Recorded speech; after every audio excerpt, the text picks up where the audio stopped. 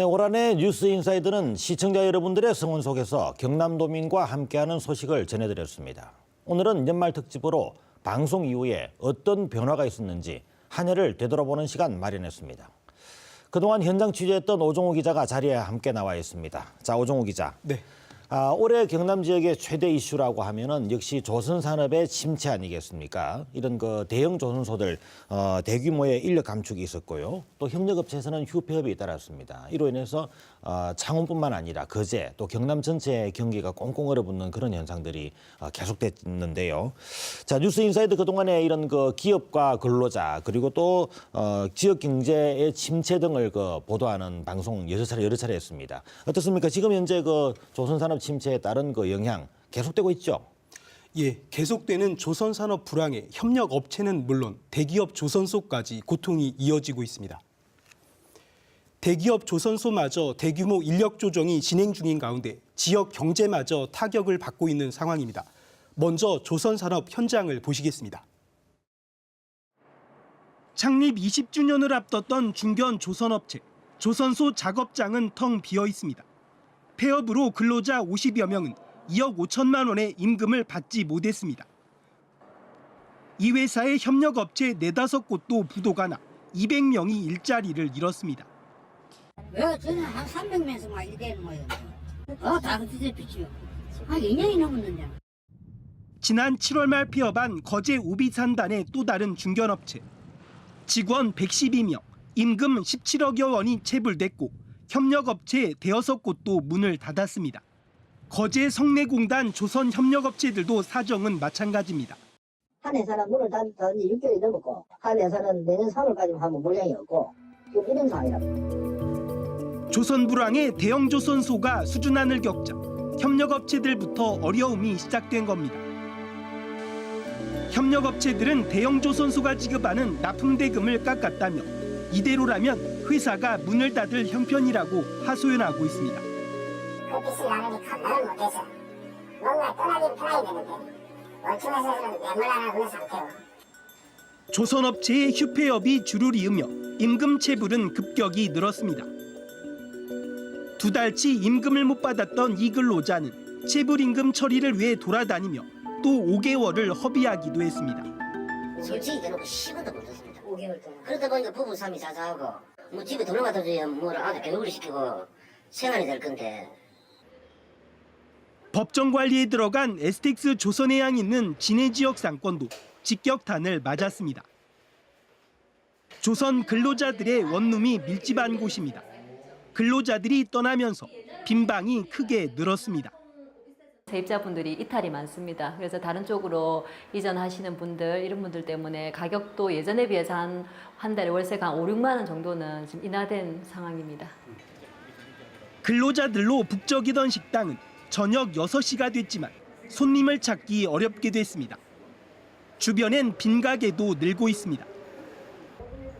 조선산업 침체와 세계적인 규모 경남 대형 조선소들의 위기는 지역 경제에도 큰 타격을 안겨주고 있고 여파는 지금도 진행형입니다. 방송 뒤 정부는 지난 10월 말 조선산업 경쟁력 강화 방안과 조선 밀집 지역 경제 활성화 방안을 발표했습니다. 하지만 조선산업의 위기를 극복하기에는 역부족입니다. 거제 대우조선해양은 지난 10월 직원 1,200명가량을 감축했고 삼성중공업도 지난 6월쯤 1,500여 명이 희망 퇴직한 것으로 알려졌습니다. 지난달까지 거제와 통영 고성 지역 임금체불 근로자 수는 12,000여 명, 2년 전 같은 기간에 비해 3배 이상 늘었습니다. 체불액도 543억 원으로 2년 전에 비해 4배 가까이 증가했습니다. 조선 밀집 지역인 거제에는 퇴직자들의 생계 안정과 재취업을 위한 조선업 희망센터가 별도로 운영되고 있습니다. 창업 교육, 그다음에 귀농 교육, 그다음에 전직 지원 서비스 등을 각종 그다음에 직업 훈련까지 여러 가지 서비스를 운영하고 있습니다. 하지만 퇴직 인원이 워낙 많다 보니 일자리 찾기가 쉽지 않습니다.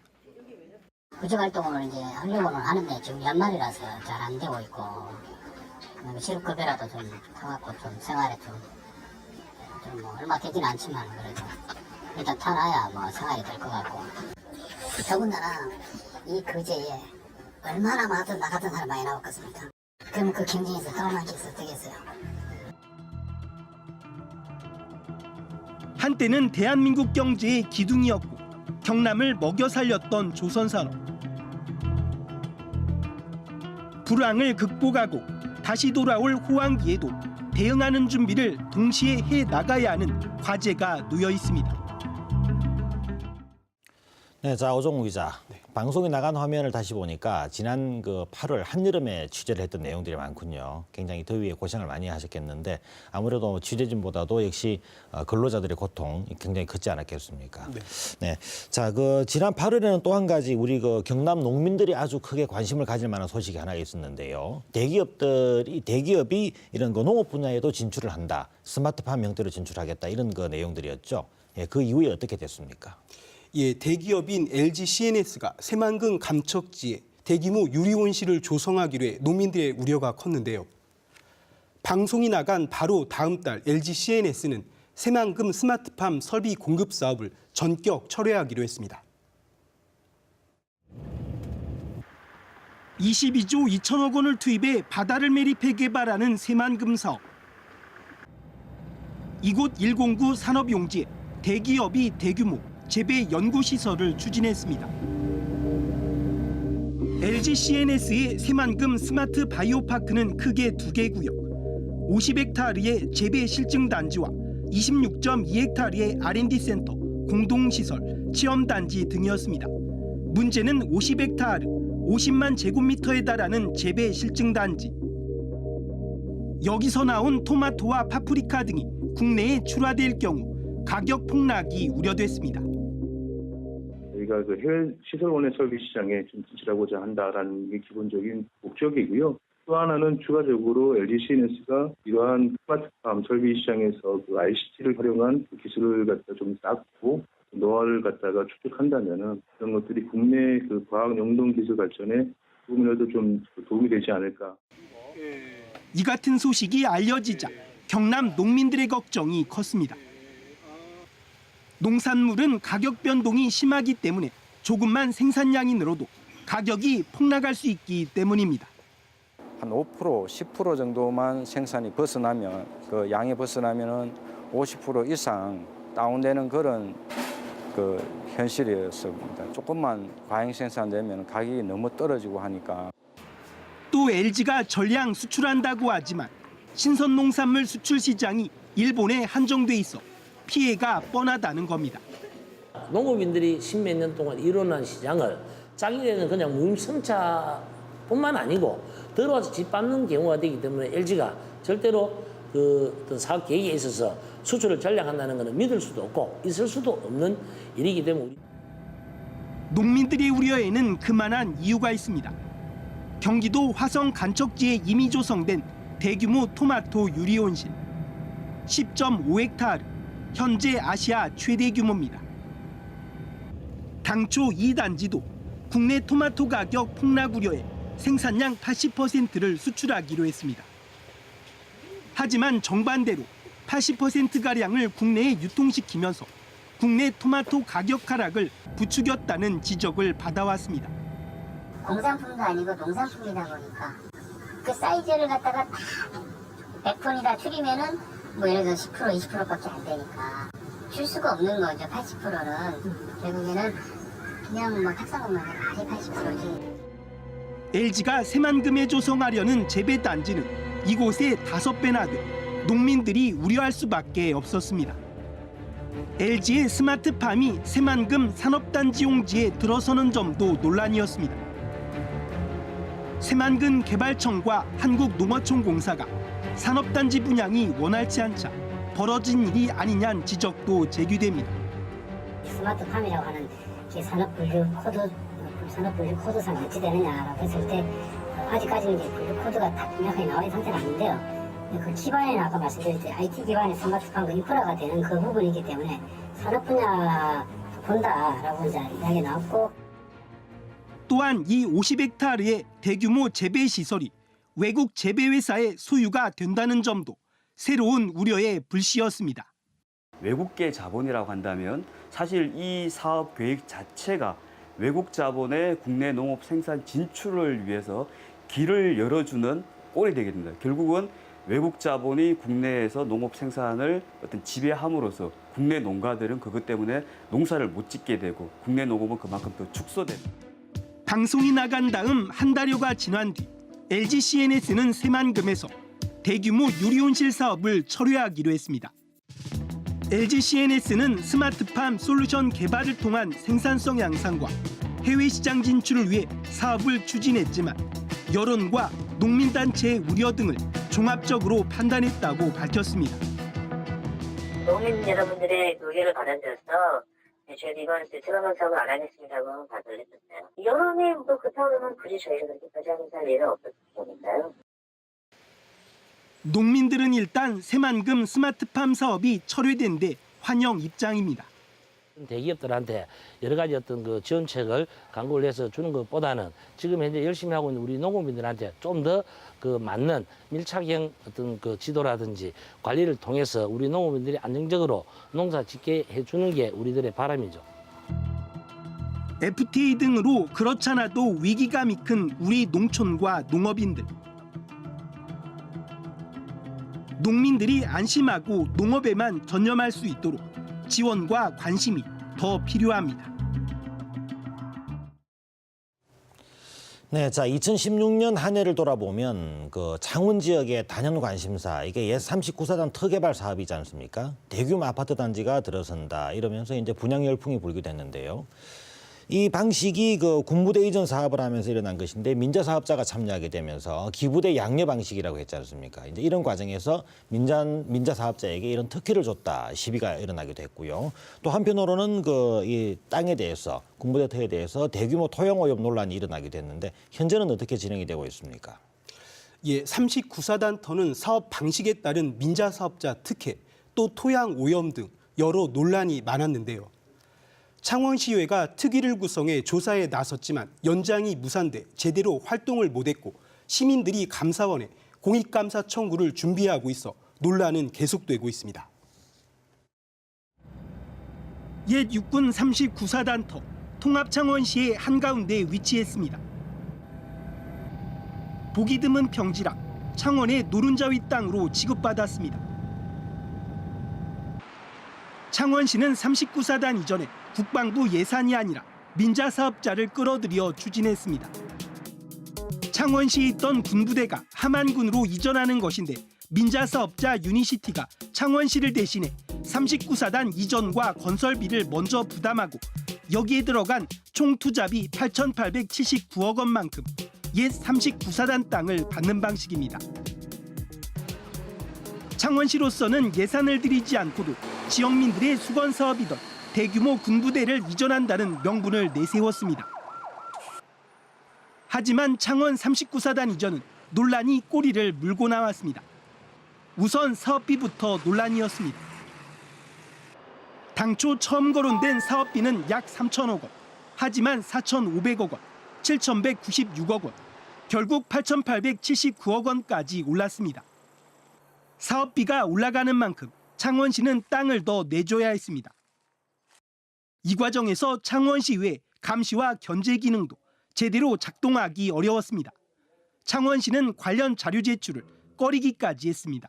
의회에서 전혀 어떻게 집행되면 그게 어떤 기준에 의해서 되는지를 전혀 지금 검증할 수가 없는데 제가 요구한 자료의 목록입니다.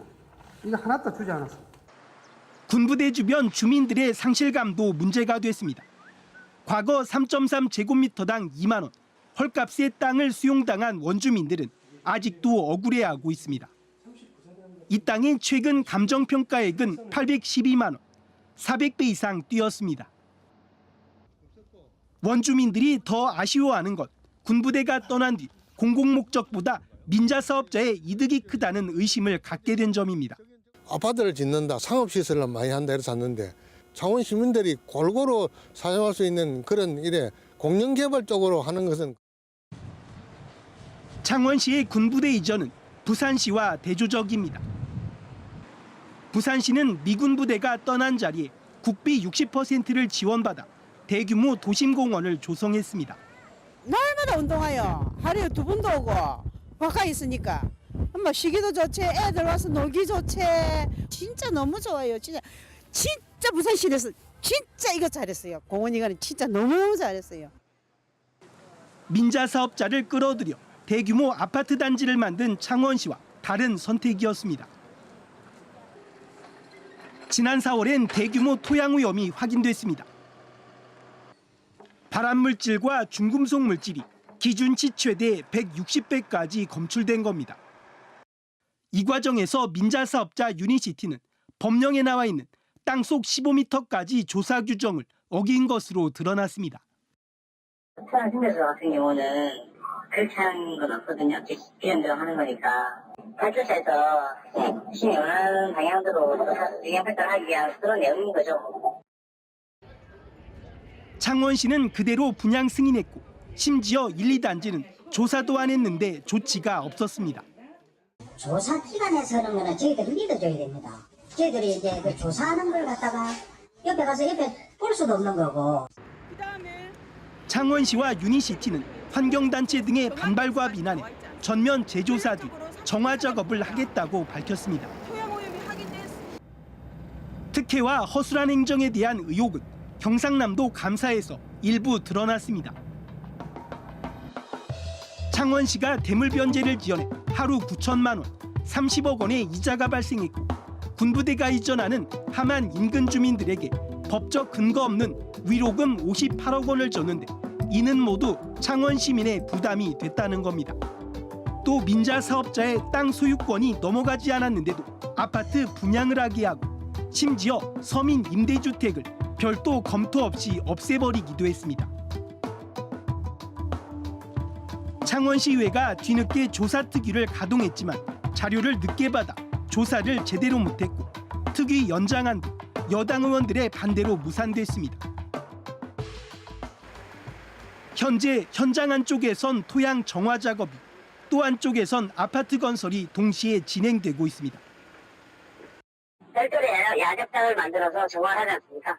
공사에 간섭이 안 나게끔 별도 구역에 삽니다. 하지만 지난 7월엔 현장 감시요원이 없는 사이 중금속 오염 의심 토양 130대 분량이 몰래 반출되기도 했습니다. 시민과 환경단체의 감시가 계속 필요한 이유입니다.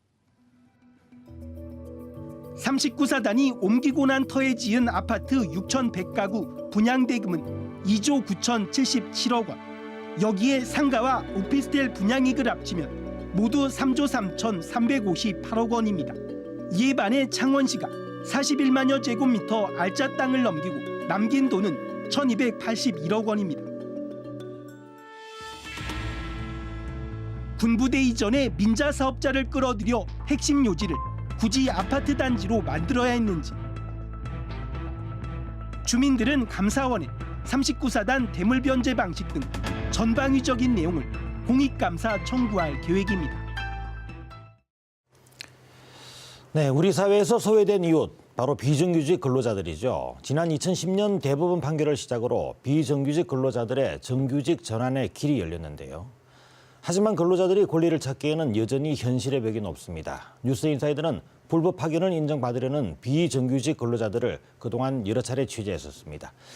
자, 차주아 기자, 그동안 비정규직 근로자 취재를 여러 차례 했지 않습니까? 보도 이후에 올해 초에 보도가 나갔으니까 한 거의 1년이 지나가는데 그동안에 어떤 변화가 있었습니까?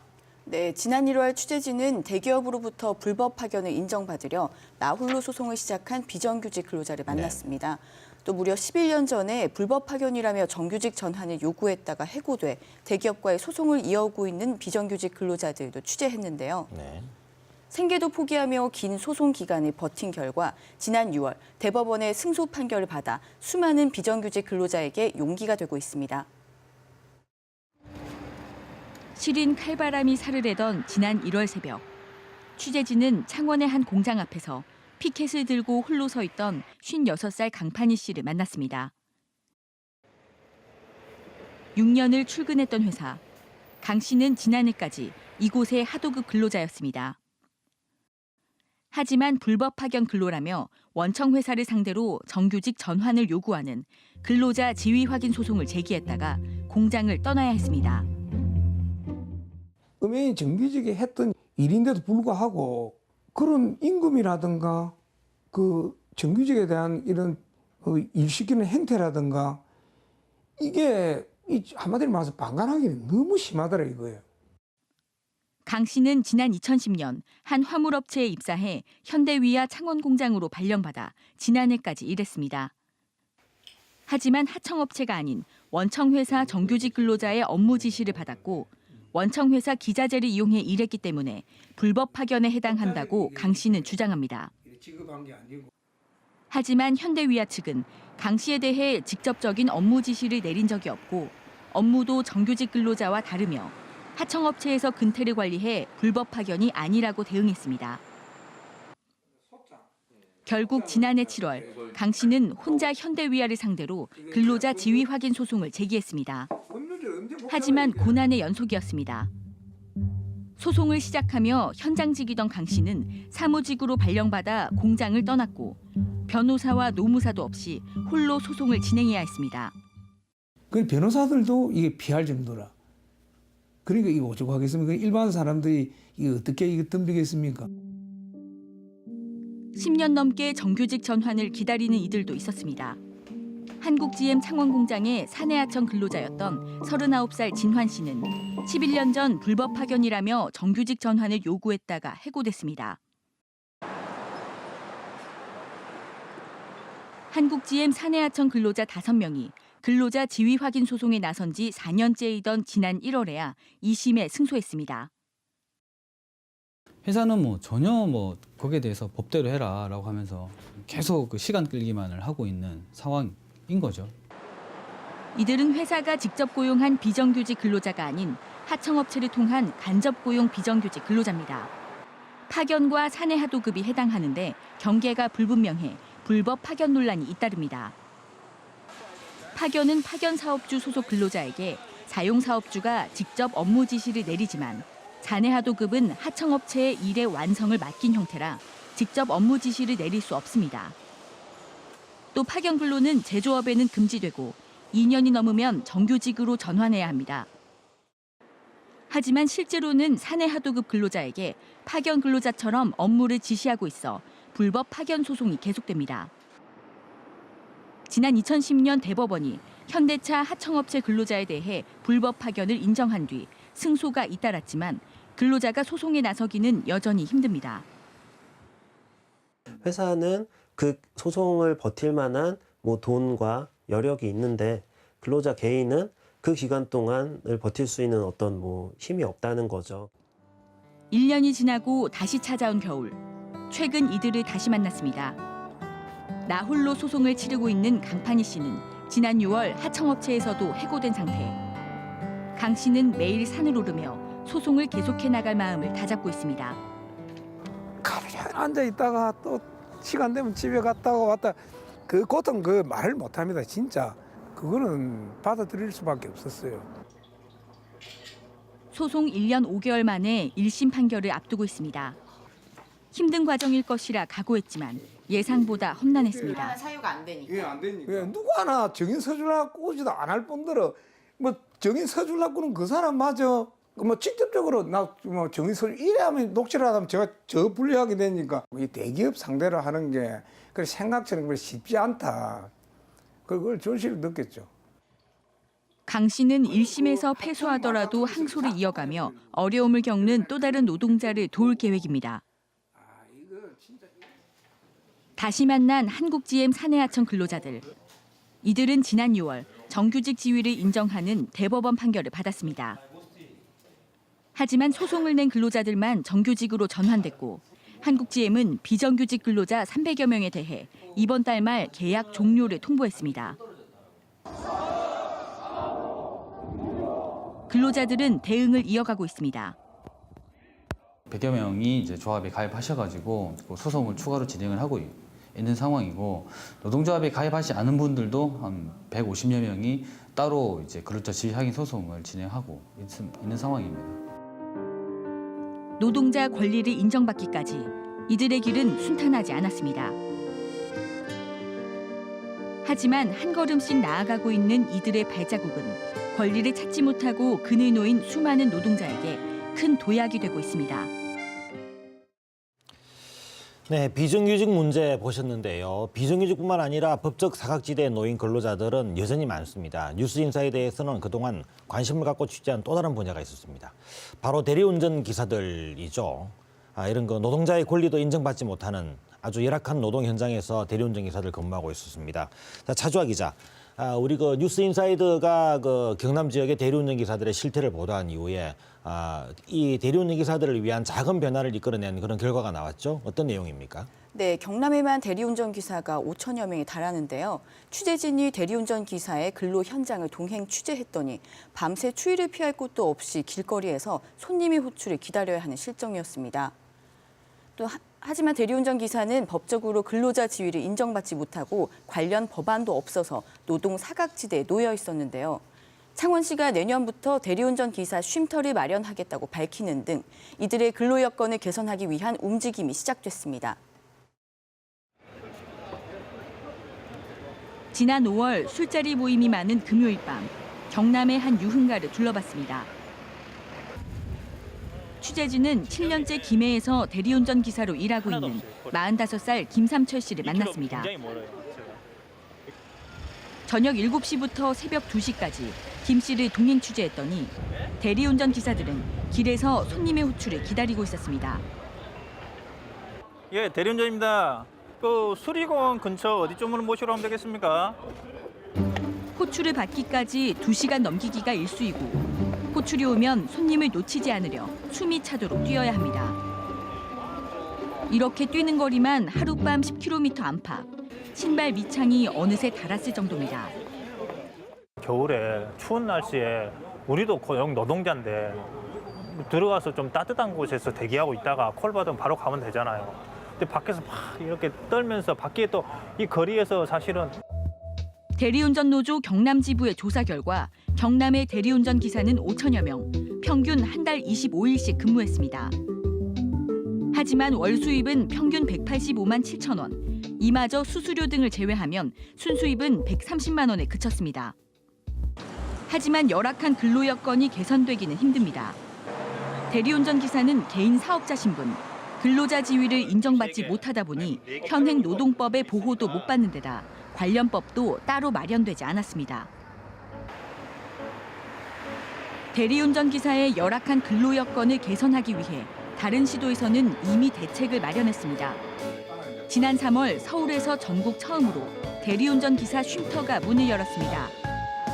150제곱미터 공간에 휴게실과 회의실이 있고 대리운전 기사에게 필수인 휴대전화 급속 충전 시설과 피로를 풀도록 안마기도 설치했습니다. 평일 저녁 6시부터 다음 날 새벽 6시까지 운영하는데 한 달 이용자만 평균 1000여 명에 이릅니다.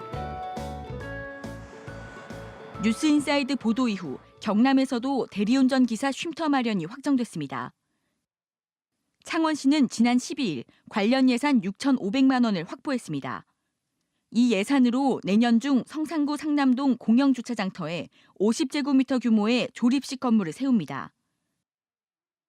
휴대전화 급속 충전 시설과 소규모 회의가 가능한 사무공간, 안마기를 갖춘 휴식 공간을 마련한다는 계획입니다.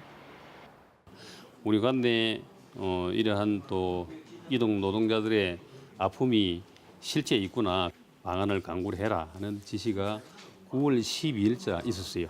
상남 상업지역은 특수하게 우리 그 대리운전 노동자들이 이동 노동자들이 가장 많이 근무를 하면서 대기하는 공간이기 때문에 이와 함께 대리운전 기사 등 이동 노동자에게 건강검진과 노무 상담도 지원할 계획입니다.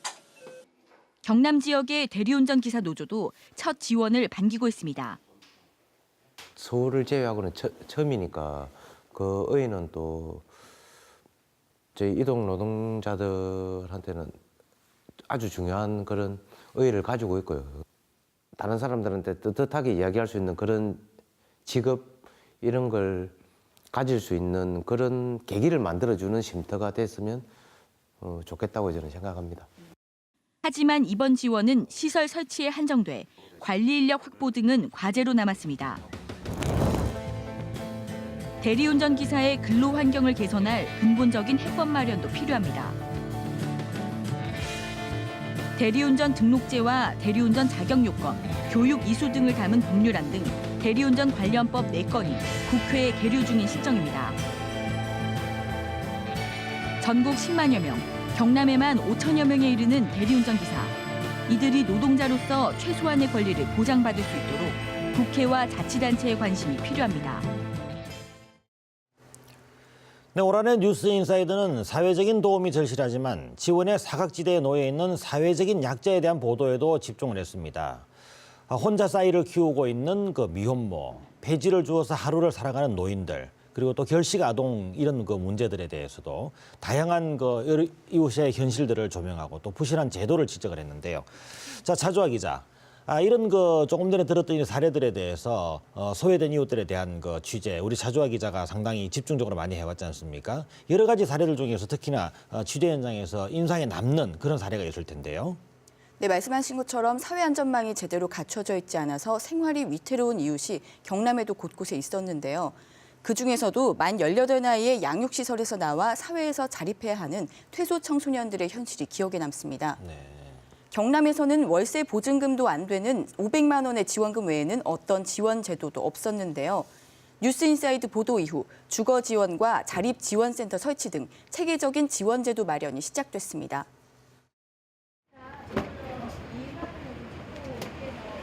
지난 3월 고성의 한 마을. 올해 20살인 이영우 씨가 가스통 수십 개가 든 화물차를 능숙하게 운전합니다. 벌써 1년째 50kg짜리 가스통을 하루 수십 번씩 짊어지며 배달합니다. 배달을 한 30개, 40개 하고 이제 뭐 전화 안 오고 이제 수시로 이제 제가 확인해야 점검만 하는데 그런데도 하면 한 총 한 50개, 60개 정도. 일하고 나서 이제 뭐 한 번씩 코피도 많이 나고 막 그래요. 2년 전까지 영우 씨의 집은 부모의 보살핌을 대신한 고성의 한 양육시설이었습니다.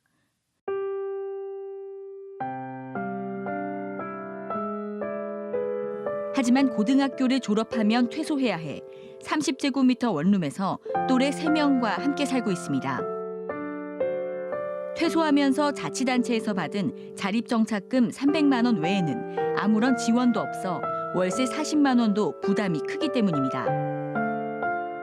그 돈을 다 써가지고 이제 방 잡을 돈도 없었거든요. 솔직히 저희 형아랑 이제 형아도 돈도 없고 저도 없었어요. 네, 혼자서는 못 살아요.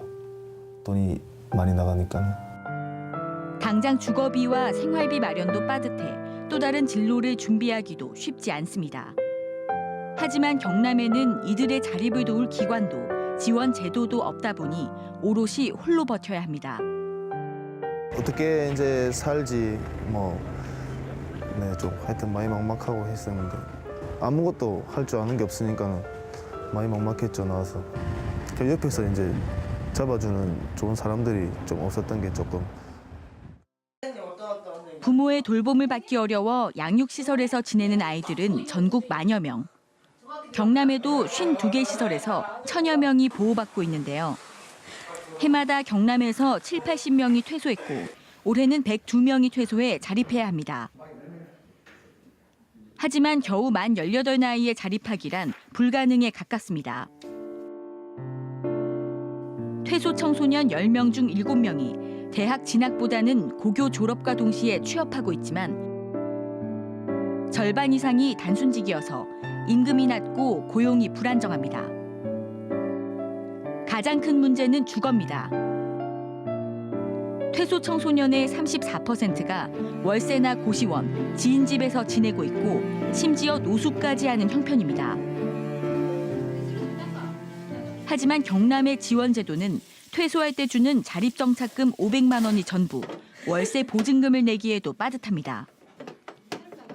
울산시 등은 대학 입학금 500만 원을 추가로 지원하고 서울시 등 다른 자치단체는 퇴소한 아이들이 자립을 준비하도록 최대 4년 동안 임시 주거시설을 제공하지만 경남에는 관련 제도가 없습니다. 국가의 보호를 받던 아이들이 겨우 18 나이에 기본적인 생활조차 위협받는 겁니다. 지난 3월 뉴스인사이드 보도 이후 경상남도가 퇴소 청소년의 자립을 도울 지원 제도 마련에 나섰습니다. 퇴소 청소년에게 직접 어려움을 듣는 것은 물론 양육시설 관계자, 사회복지 전문가 등과 토론회를 열어 지원 제도를 점검했습니다. 아이들이 들어갈 수 있는 어떤 시설이라든지 또 퇴소하고 나서 어떻게 하고 있는지에 대해서 챙겨보는 곳이 없는 곳이 정확하게는 이제 4곳입니다. 그 중에 한 곳이 글쎄 우리 경남이었습니다.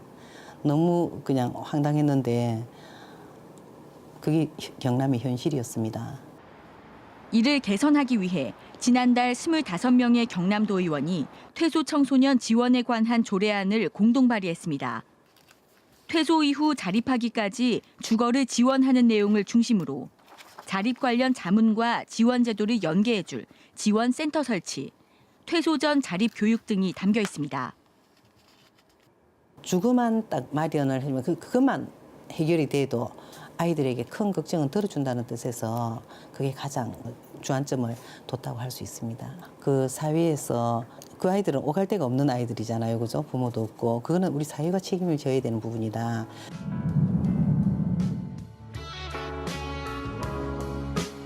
조례안은 내년 1월 통과돼 내년 2월부터 경남 퇴소 청소년들이 지원을 받을 수 있을 전망입니다.